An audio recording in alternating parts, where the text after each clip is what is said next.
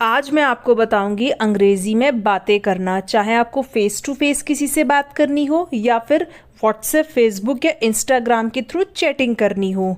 तो कुछ ऐसे वर्ड्स मैं आपके लिए लेकर आई हूँ जिनका इस्तेमाल ज़्यादातर अंग्रेज़ी में बात करते टाइम होता है। तो ऐसे लोग जिन्हें किसी से भी इंग्लिश में बात करने में हिचकिचाहट महसूस होती है, तो उन्हें अब बिल्कुल भी परेशान होने की ज़रूरत नहीं है, क्योंकि इस वीडियो को देखने के बाद आप किसी से भी अंग्रेजी में बात कर पाएंगे और साथ ही चैटिंग भी कर पाएंगे। तो देर किस बात की, फटाफट से वीडियो शुरू करते हैं। सबसे पहले यहाँ पर लिखा है GOOD, गुड, MORNING।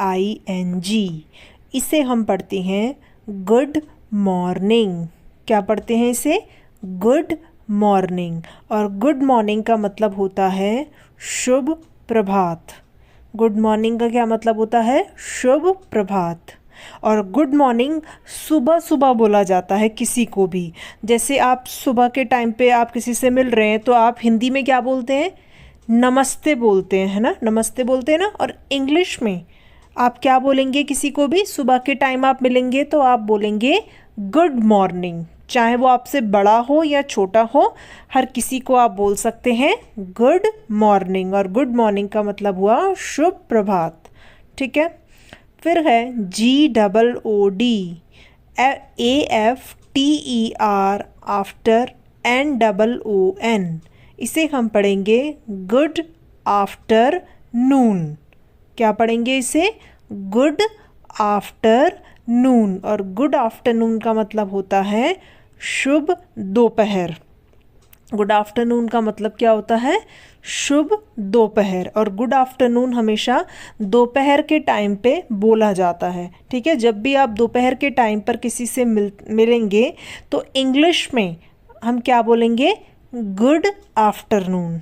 क्या बोलेंगे दोपहर के टाइम पर? Good afternoon. ठीक है।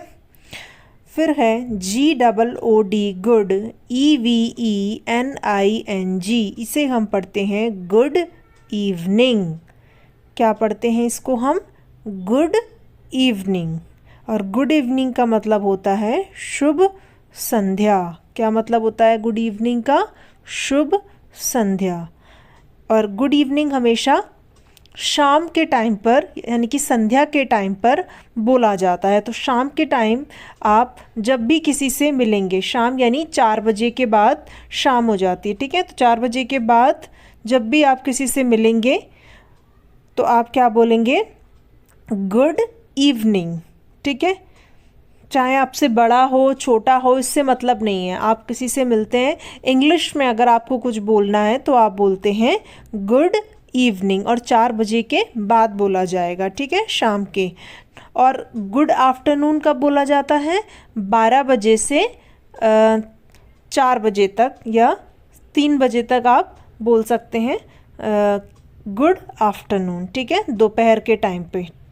फिर है GOOD, गुड, NIGHT।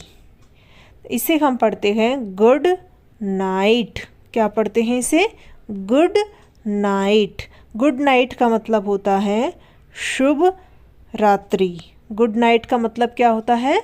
शुभ रात्रि। और गुड नाइट हमेशा रात के टाइम पर बोलते हैं। ठीक है। देखिए, जब भी आप किसी से मिल रहे हैं, शाम के टाइम आप मिल रहे हैं या रात के सपोज 10 बजे भी आप मिल रहे हैं, तो आप गुड नाइट नहीं बोलेंगे उस टाइम पर। उस टाइम पर भी आप गुड इवनिंग ही बोलेंगे। ठीक है। लेकिन जब जाते टाइम, जैसे 10 बजे आप किसी से मिले रात को, फिर आप जब लौट के जा रहे हैं, ठीक है, उस टाइम पर आप गुड नाइट बोलेंगे। यानी ना कि आप मिलते ही कि 11 बजे भी आप मिले और एकदम से आपने गुड नाइट बोल दिया। नहीं, आपको गुड इवनिंग ही बोलना है उस टाइम पर भी। लेकिन जब आप लौट के जा रहे हैं, जैसे आप 11:30 बजे आप जा रहे हैं वहाँ से किसी से भी मिलकर, तब आप बोलेंगे गुड नाइट। ठीक है। तो ये चीज़ आपको याद रखनी है। तो गुड नाइट रात के टाइम पर बोला जाता है, यानी कि शुभ रात्रि। ठीक है। तो चलिए एक बार इसे मैं आपको रिपीट करके बता देती हूँ। GOOD, good, MORNING, morning, good morning. Good morning यानी शुभ प्रभात। GOOD good, AFTERNOON good afternoon. Good afternoon यानी शुभ दोपहर। GOOD good, EVENING evening, good evening. Good evening यानी शुभ संध्या। GOOD good, NIGHT night, good night. Good night यानी शुभ रात्रि। Clear हुआ? Next है हमारा VERY very, NICE, इसे हम पढ़ते हैं वेरी नाइस। क्या पढ़ते हैं? वेरी नाइस पढ़ते हैं। और वेरी नाइस का मतलब होता है बहुत अच्छा। वेरी नाइस यानी बहुत अच्छा। तो वेरी नाइस का इस्तेमाल तब होता है जब भी आपने किसी को कोई बहुत अच्छी ड्रेस पहने हुए देखा या किसी ने बहुत अच्छा काम किया, तो उसको हम क्या बोलते हैं? वेरी नाइस, बहुत अच्छा बोलते हैं ना। फिर है AMAZING, इसे हम पढ़ेंगे अमेजिंग। क्या पढ़ेंगे इसे? अमेजिंग। और अमेजिंग का मतलब होता है अद्भुत। अमेजिंग यानी अद्भुत। अमेजिंग का इस्तेमाल कहाँ पर होगा? देखिए, जैसे किसी ने बहुत ही अच्छा खाना बनाया, तो आप क्या कहोगे उससे? आप अमेजिंग फूड। या कोई भी चीज़ आपको अच्छी लगी, अमेजिंग आप यूज़ कर सकते हैं। ठीक है। फिर है SUPERB, इसे हम पढ़ते हैं सुपर्ब। क्या पढ़ते हैं इसे? सुपर्ब पढ़ते हैं। सुपर्ब का मतलब होता है शानदार। सुपर्ब यानी शानदार। और सुपर्ब का इस्तेमाल कहाँ पर होगा?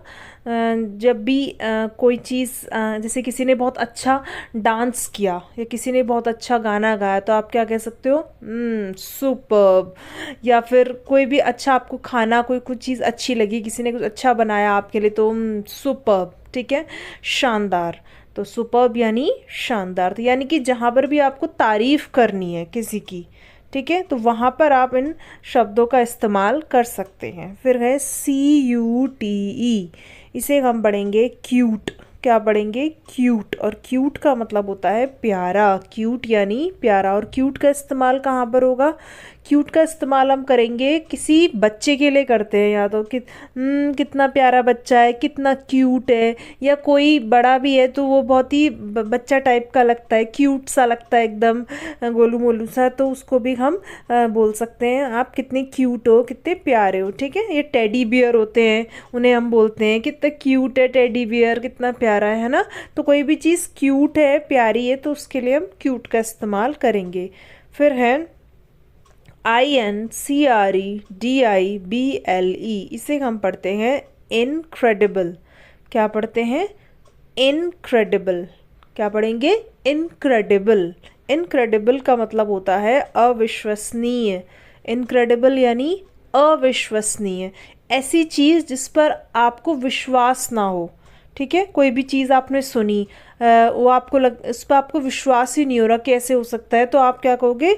इनक्रेडिबल, अविश्वसनीय। ये तो इनक्रेडिबल है, अविश्वसनीय है, मतलब मुझको विश्वास ही नहीं हो रहा इस बात पे। ठीक है। तो इनक्रेडिबल यानी अविश्वसनीय। फिर है FANTASTIC, इसे हम पढ़ते हैं फैंटास्टिक।